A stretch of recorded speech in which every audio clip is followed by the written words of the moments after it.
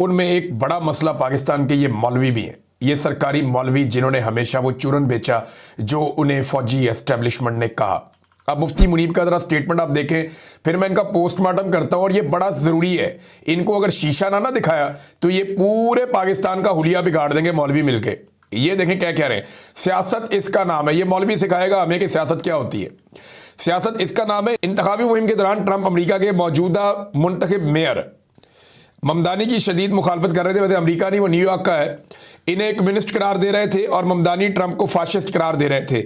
लेकिन अब उनकी मुलाकात खुशगवार माहौल में हुई। दोनों ने एक दूसरे के बारे में मुस्बित जज्बात का इजहार किया, तलखियों को भुला दिया और न्यूयॉर्क की तरक्की के लिए मिलजुल कर काम करने का अज़म का इजहार किया।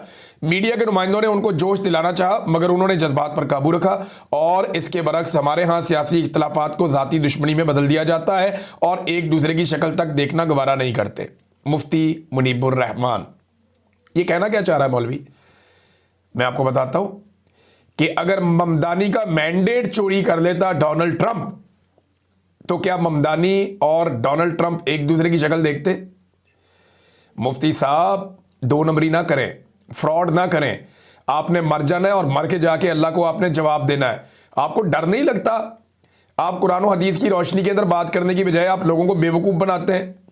आप इस्लाम का चूरन बेचते हैं। कुरान पाक में उन लोगों का जिक्र है जिन्होंने अल्लाह की आयतें सस्ते दामों बेच दी, और आप उन लोगों में से एक अपने आप को साबित करने पर तुले हैं। मुफ्ती साहब, शर्म आनी चाहिए आपको। आप यह क्या बात कर रहे हैं? क्या आपने कभी बात की कि जाली फॉर्म 47 क्यों जारी किया गया? क्या आपने कभी बात की कि जनाब एस्टेब्लिशमेंट ने पाकिस्तान तहरीक इंसाफ का पूरा इलेक्शन कैसे चोरी कर लिया? क्या आपने कभी यह बात की कि 17 सीटों वाले को वजीर आज़म कैसे बनाया? क्या आपने कभी यह बात की कि एक पॉलिटिकल पार्टी जो 180 से ज्यादा सीटें जीत रही थी, वो कैसे उसको आपने ले जाके अपोजिशन में बैठा दिया और उसकी आधी से ज्यादा सीटें छीन ली? क्या आपने कभी इसके ऊपर बात की कि इद्दत वाला घटिया केस क्यों बनाया गया? क्या आपने कभी इसके ऊपर बात की कि मखसूस नशिस्तें जो है वो माले गनीमत की तरह क्यों बांट दी गई? मुफ्ती साहब, आप तो उन बेचारे मौलवियों के लिए भी नहीं बोले जो तहरीक लब्बैक के थे, जिनकी लाशें गिरी मुरीदके में, और आप उनके सर के ऊपर पहले बदमाशी करते थे और उसके बाद आपने उनके खून का भी सौदा कर दिया। और अब आप कौम को सिखाएंगे कि क्या होती है जमहूरियत और क्या होती है सियासत, ये आप बताएंगे। मुफ्ती साहब, डोनाल्ड ट्रंप ने अमरीकी एस्टेब्लिशमेंट के खिलाफ इलेक्शन जीता था। वहां पे वो फॉर्म 47 जारी नहीं किया उन्होंने डोनाल्ड ट्रंप की हुकूमत को तस्लीम किया, तभी उनका निज़ाम आगे चला है। इसीलिए वो सुपर पावर है दुनिया की। पाकिस्तान में सबसे पहले आप एस्टेब्लिशमेंट को ये कहिए, आप सबसे पहले फील्ड मार्शल को कहिए कि वो अवाम के मैंडेट का एहतराम करें। आप उन्हें ये कहें कि जनाब अवाम ने जिसको वोट डाला आप उसको हुकूमत दें। सियासतदानों का मैंडेट छीन कर फिर आप कहते हैं जनाब सियासतदान आपस में बैठते क्यों नहीं, बात क्यों नहीं करते? सियासतदान तो सारे आपस में मिलकर बैठे हुए हैं। यानी जितने लोगों को मैंडेट चोरी करके दिया, पीपल्स पार्टी, PMLN, सारी जिंदगी लड़ते रहे, अब सारे इकट्ठे होकर बैठे हुए हैं। तो ये कौम को ना बेवकूफ़ बनाना बंद करें। कौम बेवकूफ़ नहीं है। आप लोगों की चालाकियां और होशियारियां कौम बड़ी अच्छी तरह आप जानती है। तो ये मुफ्ती मुनीब साहब को बताना बहुत ज़रूरी था कि सियासी मुखालफत अपनी जगह पे, सियासतदान हमेशा इकट्ठे हो जाते हैं अगर कोई तीसरा फरीक उनका मैंडेट चोरी ना करे और मुदाखलत ना करे। तो बदतरीन सियासी मुखालफिन आज भी इकट्ठे, पीपल्स पार्टी, PMLN, फजलुर रहमान से PTI के लोग बैठते हैं, बैठ के बातचीत करते हैं।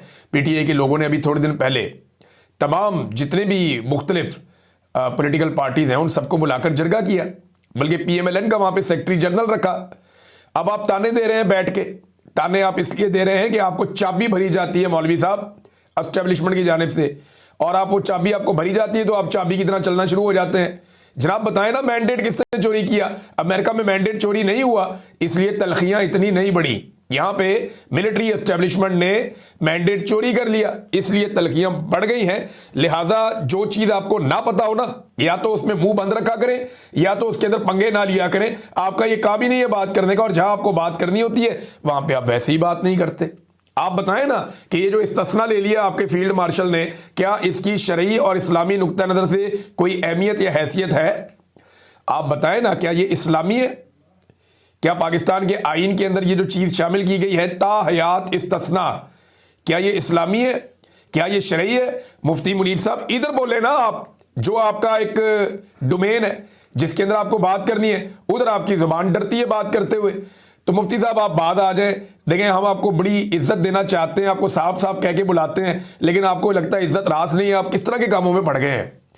ये जो भी आपको कोई कैप्टन फोन करता है या मेजर फोन करता है, आप इससे हाथ जोड़ के माफी मांगे और देखें भाई मेरे से नहीं होता, मुझे अपने काम करने दो, अपने मामलात में रहने दो, और अपनी खिदमत हर जगह पे आप पेश ना कर दिया करें प्लेट में रख के कि जनाब ये मैं अपनी खिदमत पेश कर रहा हूं। तो अपनी खिदमत को अपने तक आप रखें और बिला वजह हर चीज के अंदर आप ना उलझें। ये जमहूरियत का मामला है, आज़ादी इज़हार राय का मामला है, ये इंसानी हुकूक का मामला है, और इसके अंदर पंगेबाजी ना करें। आपने इंतहाई घटिया किरदार अदा किया है इस मामले में एक मरतबा फिर। जब तक आप मैंडेट के एहतराम की बात नहीं करेंगे, जब तक आप मिलिट्री एस्टेब्लिशमेंट को उसके किरदार में वापस भेजने की बात नहीं करेंगे, जब तक आप इस्तिस्ना जो ताहयात है उसके ऊपर बात नहीं करेंगे। आप किस तरह के मौलवी हैं जो इद्दत के ऊपर बात नहीं करता? लाशें गिरी हुई हैं लोगों की मुरीद के में, उस पर आपने बात नहीं की। तो नाज़रीन बस इतना मेरे ख्याल में काफ़ी है।